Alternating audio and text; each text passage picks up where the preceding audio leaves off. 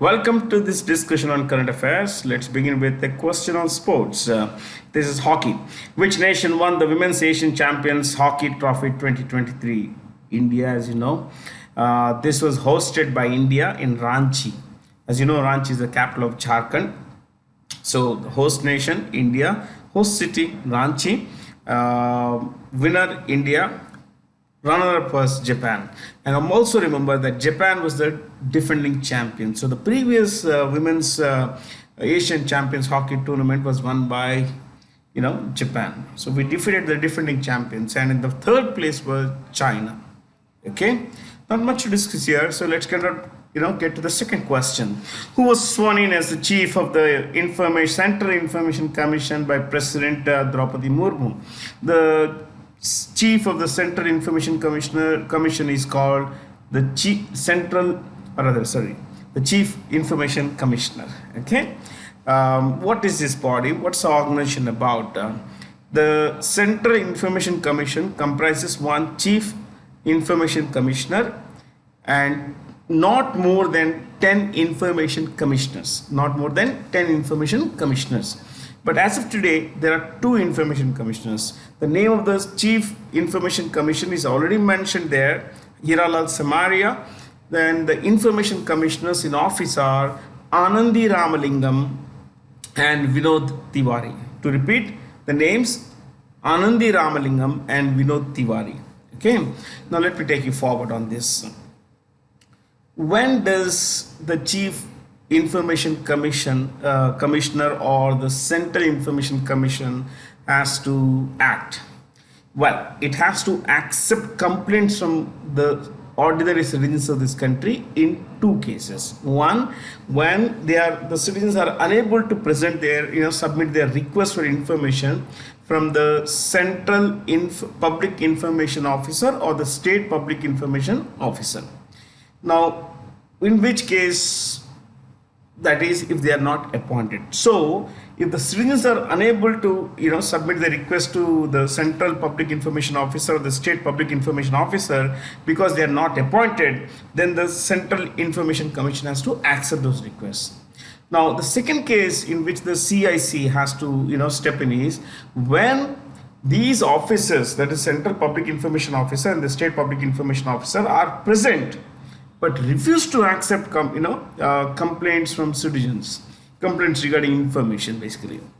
So at that time the CIC has to step in. One more thing you should know is that this Chief Information Commissioner is appointed by President of India on recommendation of a committee headed by the Prime Minister. Okay, so usually the committee comprises the Chief Justice, the leader of the opposition and the Prime Minister. Where there? Let's look at the choices. Debashish Panda is the chairperson of IRDA or IRDAI. Insurance Regulatory and Development Authority of India. Insurance Regulatory and Development Authority of India. That's Debashish Panda. Manoj Soni is the chairperson of the Union Public Service Commission, UPSC. Rajiv Kumar, if I'm not wrong, is the Chief Election Commissioner of India. PD Waghela, the chairperson of TRAI, which is the Telecom Regulatory Authority of India. Where there? Which country, the world's biggest opium producer, has lost more than $1 billion in revenues from opium sales after its government outlawed poppy cultivation? The 2 words there, poppy and opium. See, poppy is a flower, okay? Poppy is a plant from which opium is the end product. The poppy flower is cut, dried, pounded, processed, and either into powder or basic leaves and everything. Then it is sold as opium. The end product is opium from poppy plant. The world's biggest such producer is Afghanistan. Now, of course, it's not Afghanistan. It's most likely going to be, it's not final, Burma or Myanmar. Okay, let's see who actually ends up taking the first rank. But till about 2022, it is Afghanistan. Now, what happened in Afghanistan that pushed Afghanistan into into the second place. Afghanistan's traditionally made produce most of the opium in the world. The opium, as you know, is a narcotic substance. It's a narcotic substance which when consumed gives people a high, pushes them into trance and all that. It's not a good thing, yeah, as you know, which is it's the case with all narcotics. It's not a good thing. See, today Afghanistan is run by Taliban. The Taliban is an Islamist, hardcore Islamist, fundamentalist group, my friends. These guys do not have a civil law, they have the Shariat. Shariat, as you know, is a Muslim personal law, and they have their own stringent ways of enforcing it in the general population. Afghanistan under Taliban has outlawed poppy cultivation. Historically, the Afghans have produced, despite whoever is in power, they have produced opium, they have produced poppy. And most of the poppy, in fact, they produce nearly 95% of the world's poppy. And most of this poppy is sent to the West, okay, especially the United States and Europe. But then, these guys have said, no, this is anti-Islam, narcotics is anti-Islam, so you can't produce this. Now look, this is all good, but as they say, the measure of how good a measure a public policy is can be known from the by its impact on the general population. The general population is not happy. Why? Because most of the farmers in Afghanistan, a lot of the farmers, especially in the central and southeast, were cultivators of poppy. Now their income has fallen drastically, while the production of opium has gone down by 95% in last 1 year. The revenues, the incomes of the local farmers also taken a big major hit. They used to earn in 2022, they made $1.3 billion, that is $1,300 million. As of today, it's $110 million. So 1/10 is the current income, 1/10 of what it was last year. So and it's not something that has made the people love the Taliban more. It's just that the people don't like this kind of thing. And second thing of course is that Afghanistan is in a basket case. It's in terrible economic shape. Its total exports would be about $780 million, and most of these are from dried fruits, nuts and all that. Fruits, basically pomegranates. There are berries, certain kinds of berries that are grown in Afghanistan. They also export rugs. They are pretty famous for their rugs. But apart from this, all this stuff together brings Afghans about $780 million. But they import stuff worth $7 billion. That's 7,000 million, my friends. So they are in deep trouble. There's a lot of trade deficit. 7,000 versus $782 million. And they have a total external debt of about $2.8 billion. 1 billion is 1,000 million. So 2.8 billion is $2,800 million. Things are pretty bad in Afghanistan, very bad. And as you know, Afghanistan is a landlocked country. You see, this is where it touches India. So Afghanistan and India share a border. It's about 108 kilometers or so. Okay, it's a country that's quite large. How large would this be? It is Rajasthan, which is India's largest state, at 3.42 lakh square kilometers, plus Madhya Pradesh, 3.08 lakh square kilometers. So if you club this together, you will get Afghanistan. That's about 6.52 lakh square kilometers. Population is quite small. It's about a tad under 4 crore, 3.8 crore, because it's a very mountainous terrain. This is a country that's, there's a joke about Afghanistan. It's not a great one. It seems that the Almighty created the world, and He looked around and he said, okay, everything's fine and all that. My world, the world I have created is pretty good. Then he turned around and we saw that he had a pile of rocks. He had a pile of rocks left over. Then what did he do? Well, he took all the pile of rocks and put it in Afghanistan. So that's why Afghanistan is so mountainous. I know it's a bad joke, but that's a story. You know how mountain is, how difficult the terrain in Afghanistan is. Okay, there we go, ladies and gentlemen. I've always, loved discussing foreign affairs, especially countries like this, Afghanistan, Tajikistan, Uzbekistan. Here, this is Turkmenistan. Okay, so this area you see here, which touches India, is called the Wakhan Corridor, Wakhan. Taliban runs Afghanistan, and Taliban doesn't have a full-time prime minister or full-time president in Afghanistan.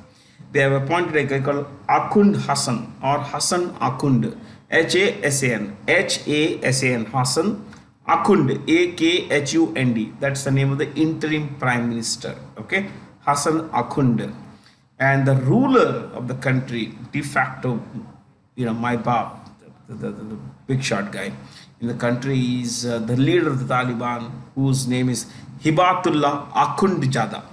Hibatullah Akhundzada, Akhundzada, Akhundzada. Okay, you see there, Colombia. Colombia is a pretty, violent country. Things have cooled down a bit these in the last few years, but historically Colombia has been a very popular, or rather infamous, has been pretty infamous for its cocaine, cocaine cartels, especially from the two cities of Cali, CALI, and Medellin, MEDELLIN. In fact, so widespread was the cocaine trade in these countries that Medellin was called the cocaine capital of the world. Yeah, things have cooled a bit, my friends. Yeah, one more thing. Coming to narcotics, you see Mexico there in choice 3. Mexico is home to a lot of cartels, groups, extremely violent cartels, and there is this Sinaloa cartel, which is considered the world's most dangerous cartel, and its annual income is said to be about $1.5 billion. You heard it right. Yeah. Oh. Virat Kohli has equaled Sachin Tendulkar's record of highest number of 49 centuries in ODIs. He took 277 innings, while Tendulkar took 452 innings. That's a huge gap.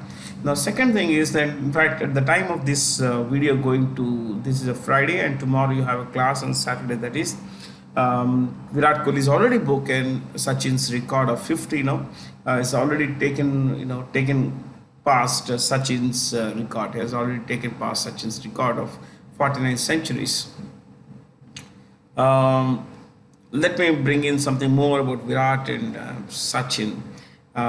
Together, so if you are discussing only one-day internationals, Sachin has played, about 462 innings, 472 innings, and he has scored about 18,496 runs or something. 18,426 runs, while Virat has scored 13,794 runs. 13,794 runs, and our old man Sachin has scored 18,426 runs. In all likelihood, Virat will break Sachin's ODI record of most runs. But what is unlikely is test record of Sachin. Sachin's highest run getter in tests as well. He has scored 51 test centuries. So together, Sachin has scored 100 test centuries, 100 centuries in ODIs and tests. Phenomenal. But Virat has scored 8676. I remember this number, 8676 test runs. He's played 111 tests, 111. Okay. But Sachin has scored 15,921 runs in 200 tests. That's about 79 runs short of 16,000 runs he scored in 200 tests. Virat has scored 8676 runs in 111 tests. So it's unlikely that, given that not many test matches are being played these days, Virat may not be able to break Sachin's test record of most runs. Let's see how it works, because cricket, this is cricket, and cricket is, it's a mad game. It's a national obsession with us. We all love cricket. Which Asian country has announced its exit from China's $1 trillion infrastructure project named Belt and Road Initiative? That's Philippines. This is Philippines, my friends. Philippines historically has been a pro-America country. That is because between 1898 and 1946, America ruled Philippines. 1898 to 1946. In 1898, America and Spain fought a war. Because America told Spain to vacate Western United States. You see this Arizona, California, Western Texas. All these were ruled by Spain till 1898. America said, you guys should leave now, but Spain refused to vacate, and they went to war. So the 1898 America-Spanish War, led to the defeat, of course, of Spain, and America sought compensation. America said, we want Philippines. We want Philippines, and there is a Chota island here called Guam, slightly beyond the map. Okay, yeah. So they took over these places, and you should know this, that even today America has Guam, but has given up on, it left Philippines in 1946. But Philippines and China built a relationship during the presidency of the previous Philippine president, Rodrigo Duterte. And, China promised $24 billion worth of investment. $24 billion of investment. But then nothing of that materialized, and a lot of these projects are overpriced, overquoted. So the people of Philippines were angry, especially given the state of affairs, how China treats its, trade partners. Second thing is, Philippines has been bugged by China's demand that the whole of South China Sea, this area, you can see here, this area, the whole of this area is theirs. But Philippines owns these islands here. You can see these islands here. They are all owned by Philippines, but China says these are ours. These are ours. Historically, the territorial boundary of a country extends 12 nautical miles from the coast. So if you're standing on the coast of India, any beach, let's say any coast, from there another 12 nautical miles would be India. Beyond that, another 200 nautical miles would be the EEZ, the exclusive economic zone of a country. So we can fish there, we can scout for hydrocarbons, minerals, and whatever inside the ocean. Okay, but China says it's all ours. It's all ours. It is actually, see, it says this is all ours. This is what is called the 9-dash. This entire thing is ours.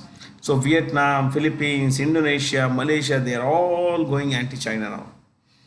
So let's see how it goes. But Philippines has said, we don't want anything to do with China. We are giving up on China. We literally have given up on China. Recently, one of the Chinese military boats, naval boats, it pushed a Philippine Coast Guard boat out of Philippines' own own territorial area. It's a crazy country, China, that is. Philippines' capital is Manila. You can see here, it's mentioned here, Manila, M-A-N-I-L-A, and it's a Roman Catholic country. Its president is a guy called Marcos Bongbong, M-A-R-C-O-S, Marcos Bongbong, B-O-N-G. Marcos Bongbong. This is, I think we've been discussing all these countries quite often. Since today I'm discussing a few more, I'm discussing different kinds of countries. I'm bringing an extra thing about the stories themselves. I'm not going to tell you about, the choices much. Fair. But you should know that if there is a choice here, Nepal, I don't have it in the map here. Myanmar this is Myanmar, or Burma as it was called in the past. This is an old map, so it shows Rangoon as the capital. Rangoon is not the capital, as you know. It is Naypyidaw, Naypyidaw. To repeat, Naypyidaw, Naypyidaw.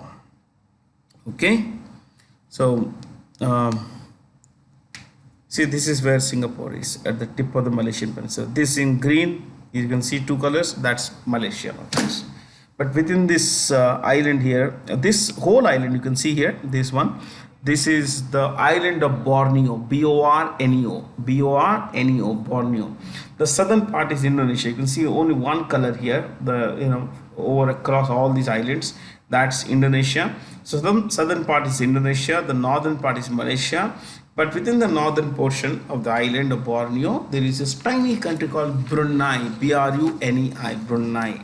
Okay, it is hardcore Islamist country. It is the king is.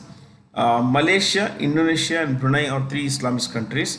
There are two Christian countries here. One is Philippines. Then there is a small island here, small country called East Timor at the bottom here. East Timor.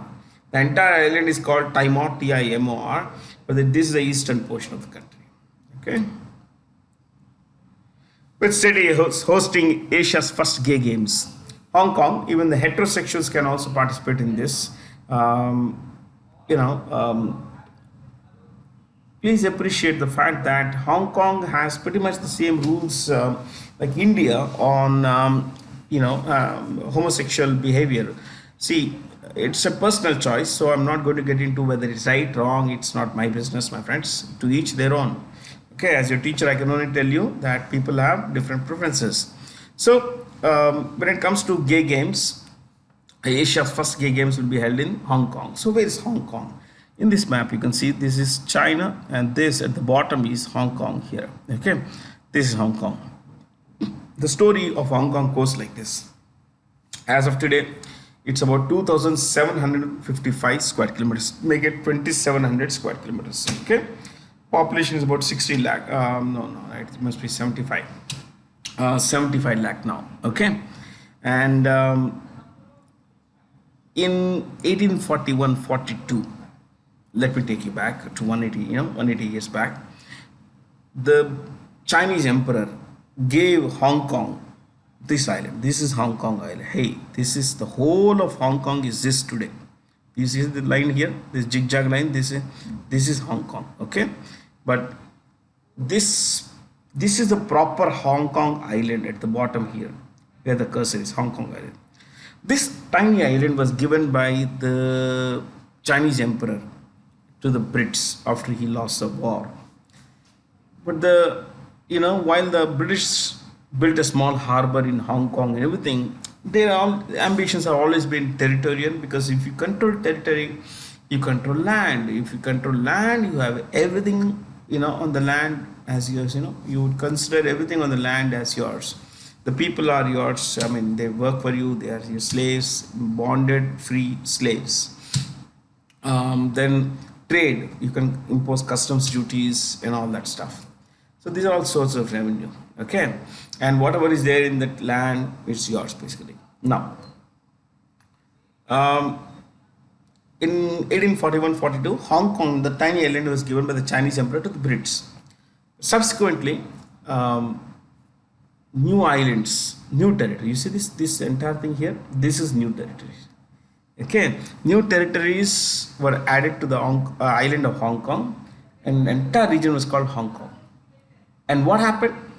The British people forced the Chinese emperor to give this entire region on a 99-year lease. So the British forced the Chinese emperor to give that entire region, what today we call Hong Kong, on a 99-year lease. The Chinese emperor didn't have much of a choice, so he signed the papers. So Britain took over these islands in 1898 on a 99-year lease. This lease expired in 1997. So on 1st July 1997, Britain handed over Hong Kong to China. Okay. But Britain extracted a promise from Hong Kong, from the Chinese government, to keep the democratic institutions, the freedoms in Hong Kong, which were there under the bids, intact. So the Chinese said, okay, we will follow one country, two systems principle. We'll follow that idea. What is this one country, two systems? One country, that Hong Kong is a part of China, that's one country. Two systems. China is a communist system. Hong Kong has democracy. But of course, it's now volatile, but yeah, technically, democracy. So China would allow till 2047 the one nation, two systems principle in operation. Today things are going bad for the freedom lovers of Hong Kong.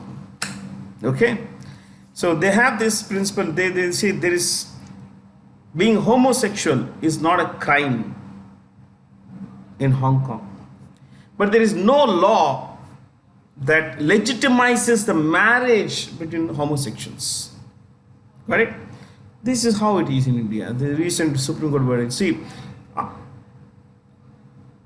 what is that? Section 377 decriminalized homosexual, relations. So just because a couple has homosexual relationship does not mean that they are committing a crime.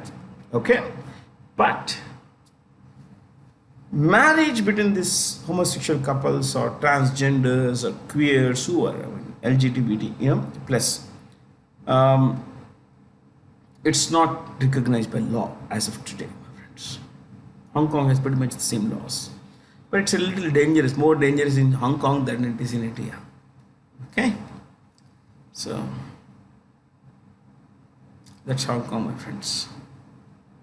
It is now treated as an SAR, Special Administrative Region. Okay.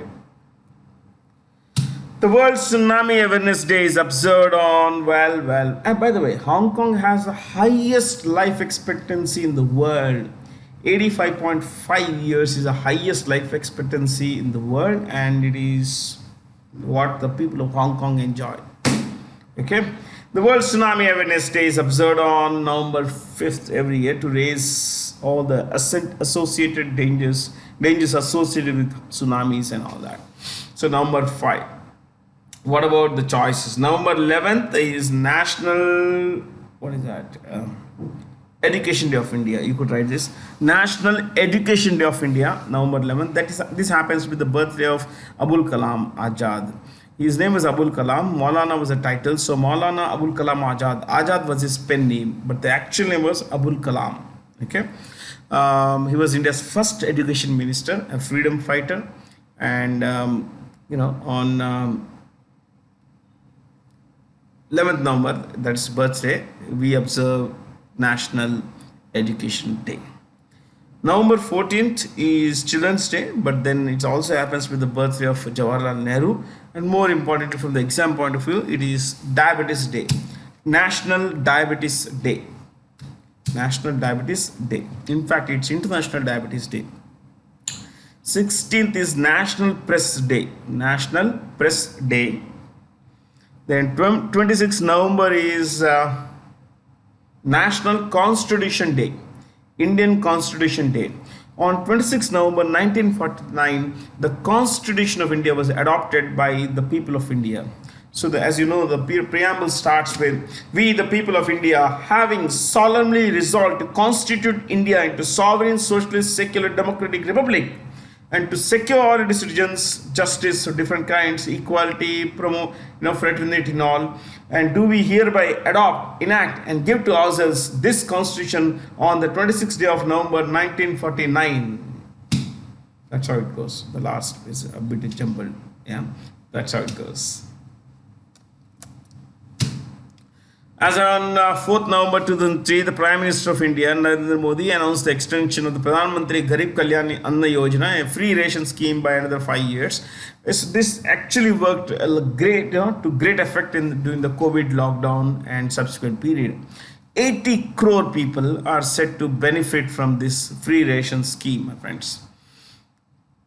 So that's about. But there is a controversy now. While the Prime Minister has said this, that it's being extended by 5 years, the Union Food Ministry has said that as of date, it had been extended till 31st December. So 1 year, from January 1st, 2023 to 31st December 2023.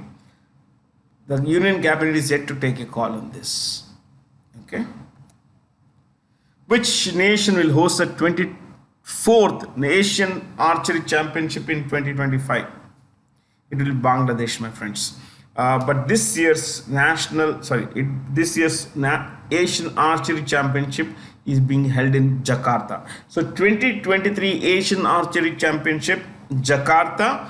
2025 Asian Archery Championship in Bangladesh. Okay, it's not much to discuss here. Bangladesh is going to, have national elections pretty soon, and as you know, the Prime Minister is Sheikh Hasina. And between 1947 and 1971, Bangladesh was called East Pakistan because it was a part of Pakistan.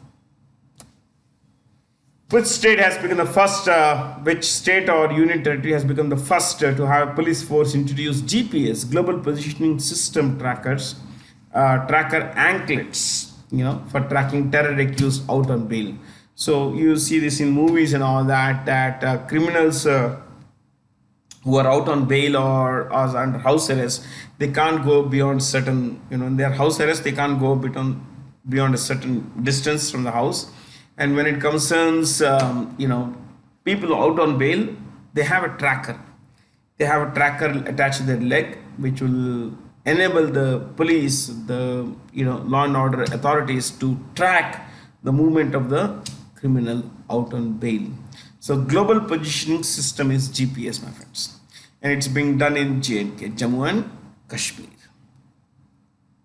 It has two capitals, Srinagar, the summer capital, and Jammu, the winter capital. Puducherry is the only Indian state to be spread across, only union territories to be spread across 3 states. You have it in Tamil Nadu. In Tamil Nadu there are 2. One is Puducherry proper, and then another territory called Karaikal. So Puducherry and Karaikal are in Tamil Nadu. Then there is Pondicherry territory called Yanam in Andhra Pradesh, YANM, Yanam in Andhra Pradesh. In Kerala, there is a place called Mahe, MAHE, which is a tiny place owned by Puducherry, but it's in Kerala, North Kerala. And one thing about Mahe, MAHE is, it is India's smallest district by area, 9 square kilometers, pretty small, 9 square kilometers. Okay, and it's one of only 2 union territories that have a state, that have a legislature and consequently a council of ministers led by the chief minister. The Pondicherry or Puducherry Union Territory chief minister is N. Rangaswamy. Enough. Yeah. Let's go. Which nation will host the World Telecommunication Standardization Assembly in 2024? India will host this. This is going to be in New Delhi. This is going to be in New Delhi, my friends. This WTSA is held by, you could write this, International Telecommunications Unit. International Telecommunications Unit. Head office in Geneva.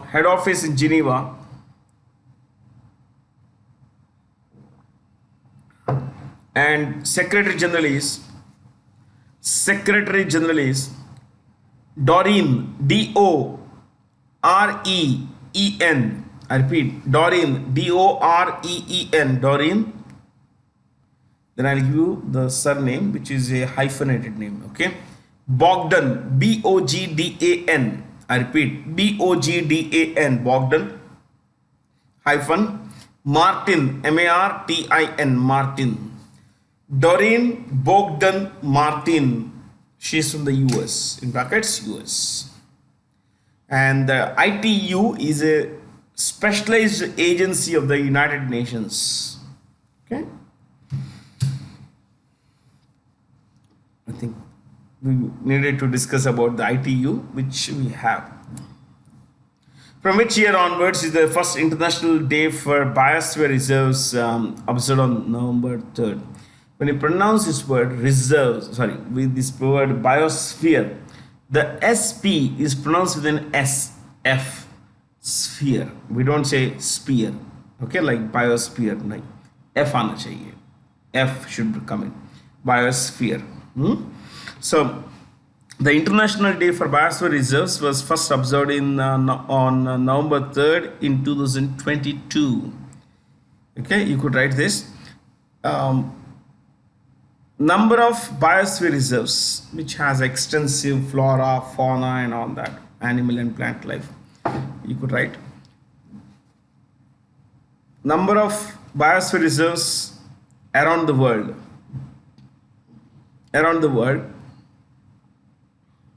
Dash 738. Next, India has 18. Okay.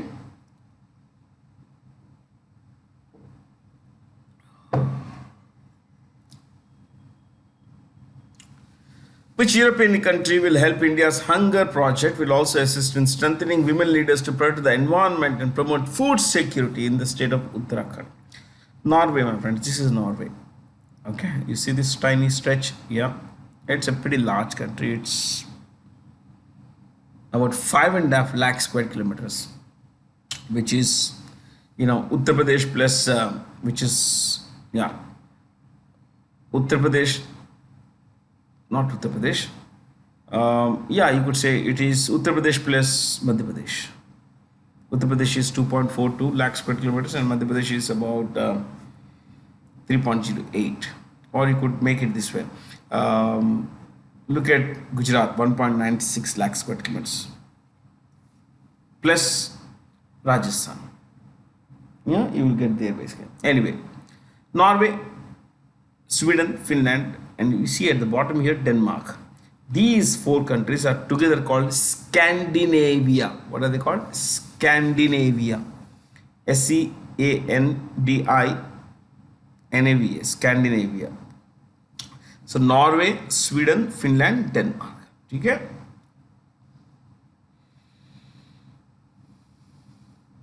See, this is the Baltic Sea. Here, you see this is Baltic Sea. It has the lowest salinity among all large water bodies. Why? See, this is the Atlantic Ocean, but there is Denmark here, and very little water from the sea, the salty sea, comes into Baltic Sea. But Baltic Sea is where a lot of thousands and thousands of rivers in Finland, Sweden, Estonia, Latvia, Lithuania, Poland, all these rivers, they drain their waters into Baltic Sea. Rivers have fresh water. So fresh water drowns whatever little salt water that comes from Atlantic Ocean, and that's why the salinity in the Baltic Sea is pretty low. Okay.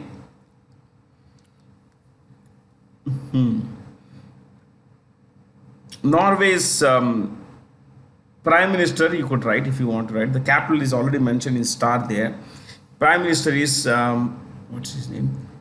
Jonas, Jonas,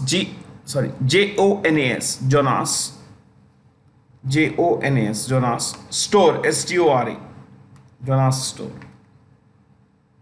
And coming to Sweden, Ulf Kristersson, Ulf Kristersson, Kristersen,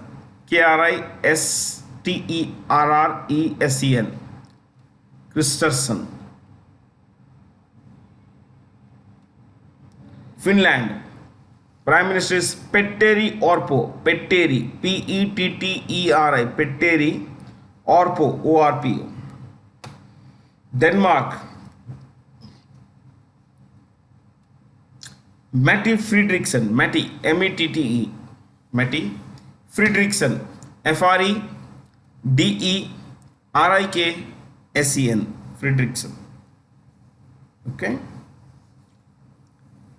Chalo.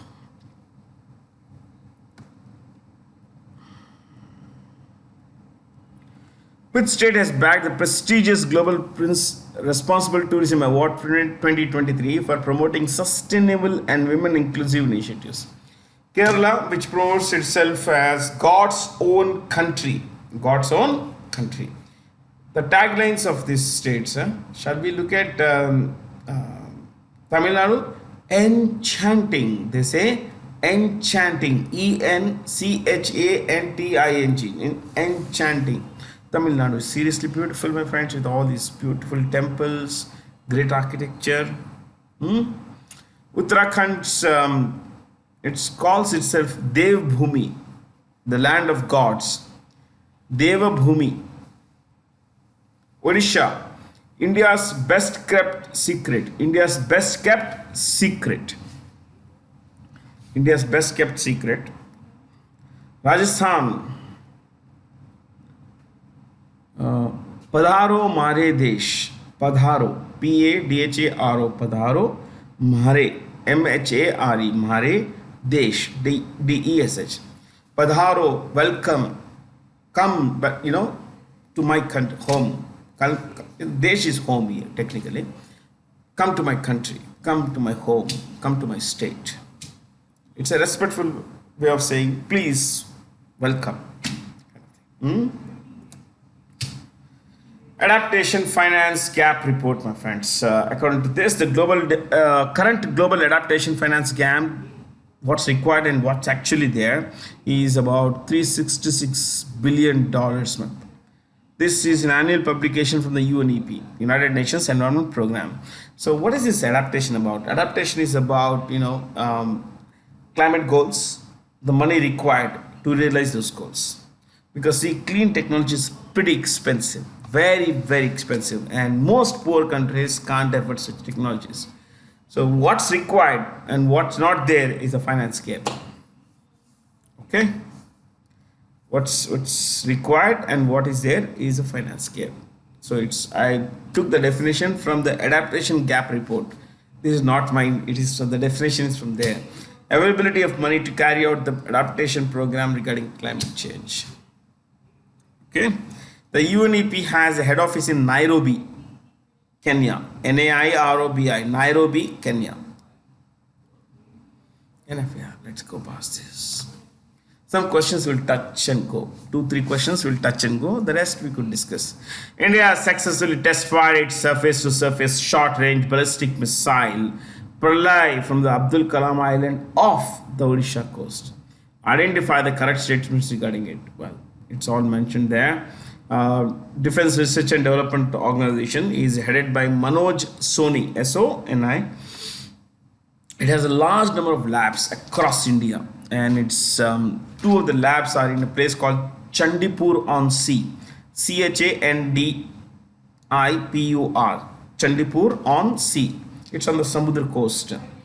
It's one of the only two places in the world, the other place in Australia, one of the only two places in the world where the sea during low tide goes back 4 kilometers. Okay, yeah, I've been there because of my our contract work with Time. So Time had a contract with DRDO, so I was there to train the research staff. It was very, the non-research staff, non-teaching staff, non-scientist staff. It was great fun. Pralay is a tactical missile. A tactical missile is something of a ballistic missile that is designed for short-range battlefield use. So it actually has a short range. Yeah, see the range here, 350 to 500 kilometers. That's a short range, my friends. So it's a surface-to-surface missile, SSM it's called, and it travels at a speed of about 6.1 Mach. 1 Mach MACH is the speed of sound.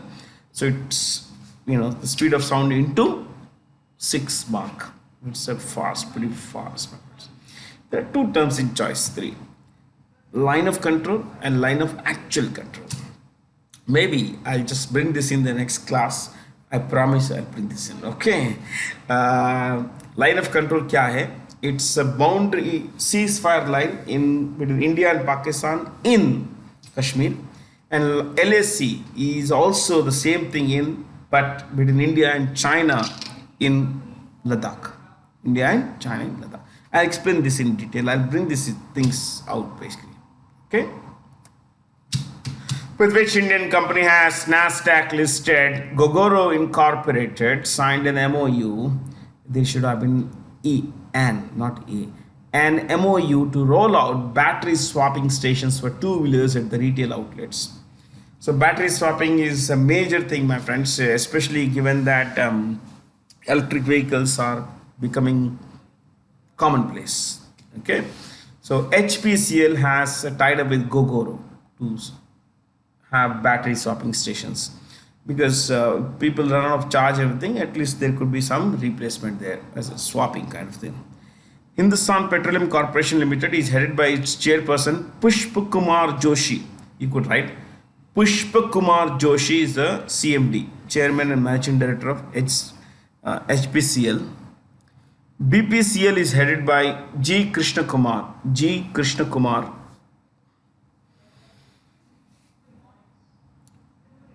Look at choice 4. Oil India Limited. Oil. It's more or less. It's a small company, pretty small company. But I like the full, the fact of its full name. You see this, the short form itself is oil. Oil India Limited is oil. It's a really nice short form. Not much of a big company like HPCL and BPCL, so we'll skip it. ONGC, Oil and Natural Gas Corporation. What it does is it actually imports crude or extracts crude from the ground in India and refines it. It refines. It's basically a refiner. Whereas HPCL, OIL, Oil, HPCL, BPCL, Indian Oil Corporation, these are all what are called oil marketing companies. They buy the refined oil from ONGC and sell it to consumers like us. Okay.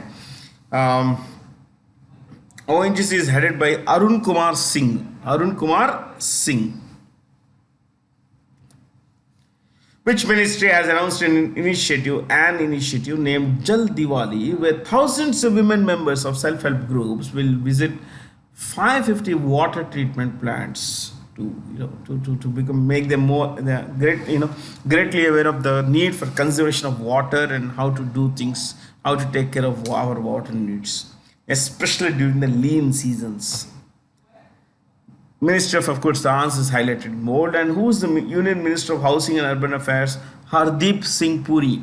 Hardeep Singh Puri heads two ministries. One is the Ministry of Housing and Urban Affairs, and the second is Ministry of Petroleum and Natural Gas. You could write this.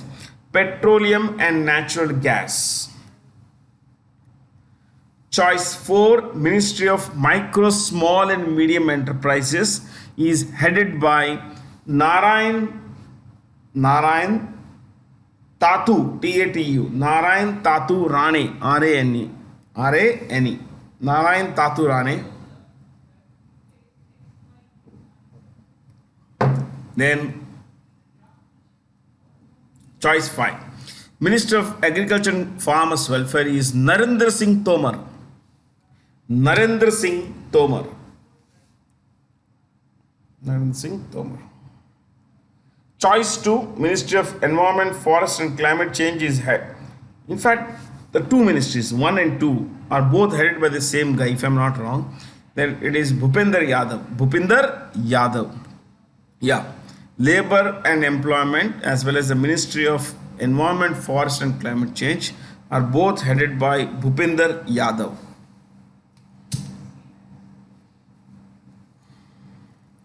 In the 2024 QS Asia university rankings, which countries outperformed in China? India has 140 universities on the list, which is, of course, as it mentioned, 37 more than the previous year. China is in 133 something. So we have more educational institutes in the list of the Asia's best than China does. It's a very big improvement, my friends. It's a very big development.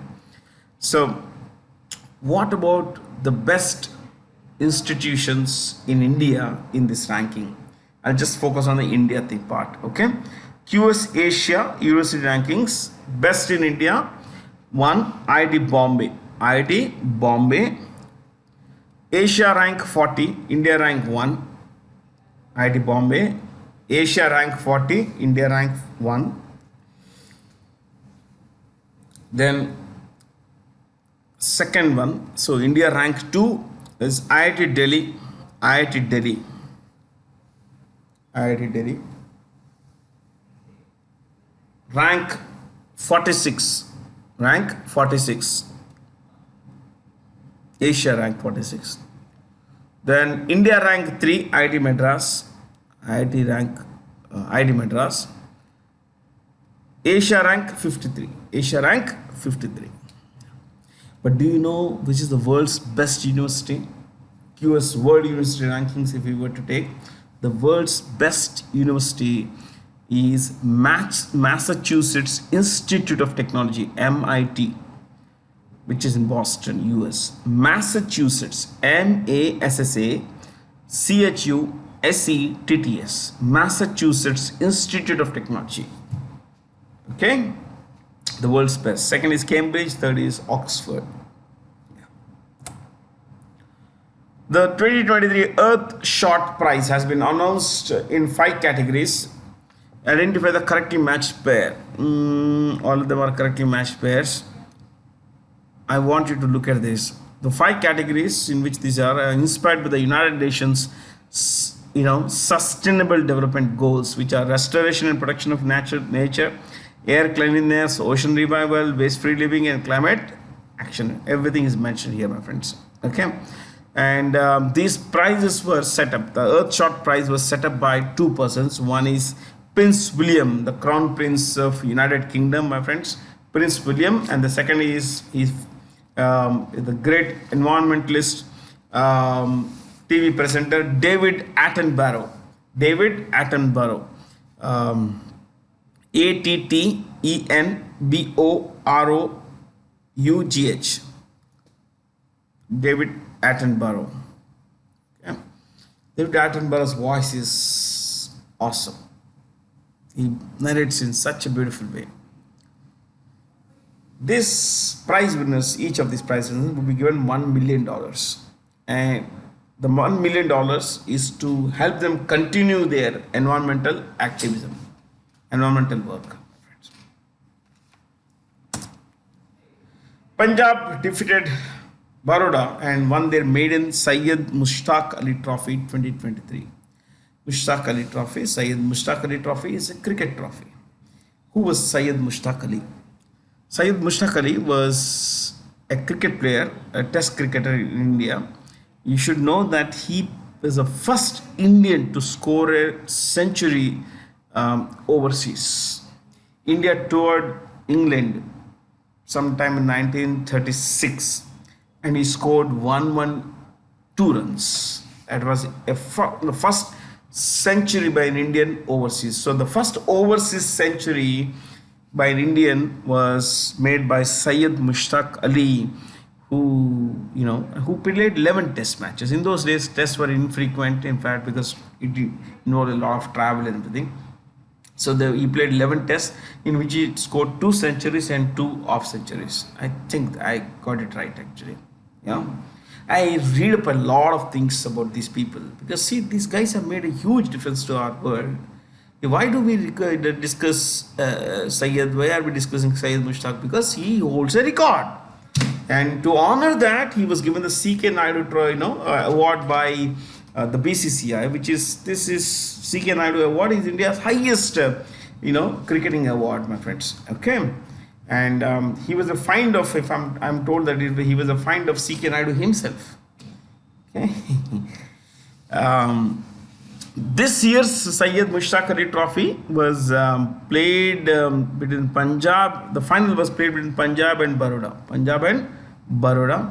And Punjab won it. Baroda was the runner-up. And the player of the series was a guy called Abhishek Sharma. Abhishek Sharma of Punjab. Abhishek Sharma of Punjab. Abhishek Sharma of Punjab.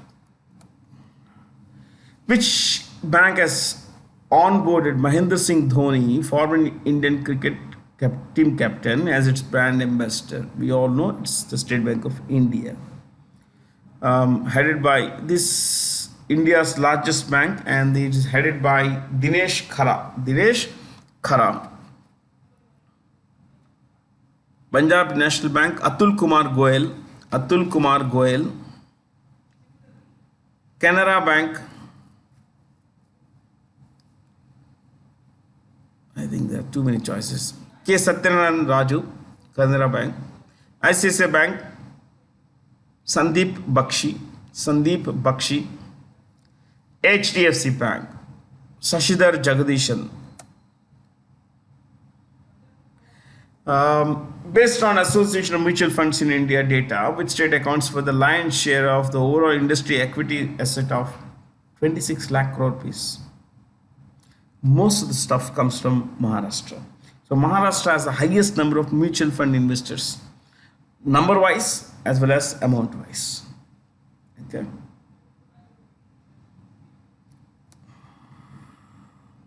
With which bank has the Institute of Rural Management Anand, which is in Gujarat, partnered to bolster financial inclusion in India?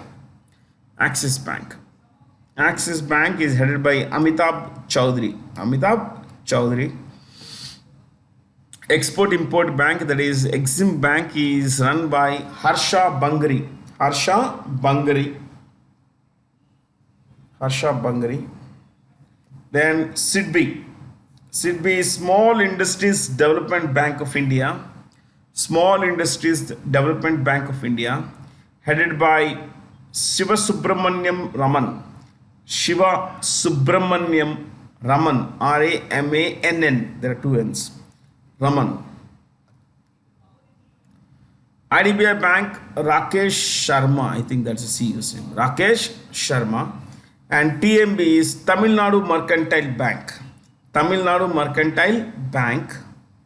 This is headed by KV Ramamurthy. KV Ramamurthy.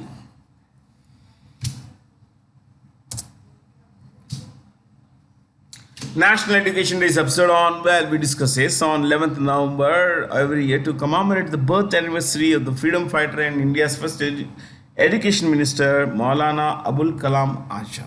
I told you that Maulana was a title he was given. Azad was a pen name. He was a poet writer.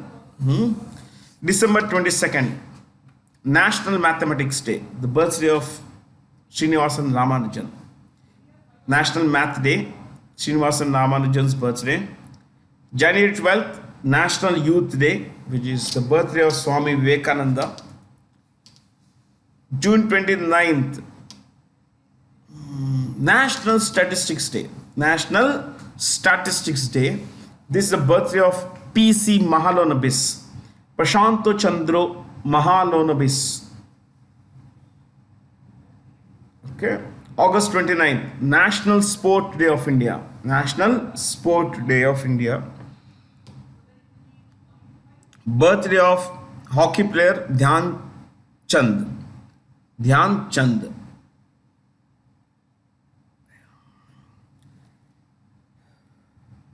That's all from me. Lot of fun. Make sure that you stay focused, read a lot, and build a better future for yourself. Thank you from Bharat C. Jain. Enjoy yourself. Thank you.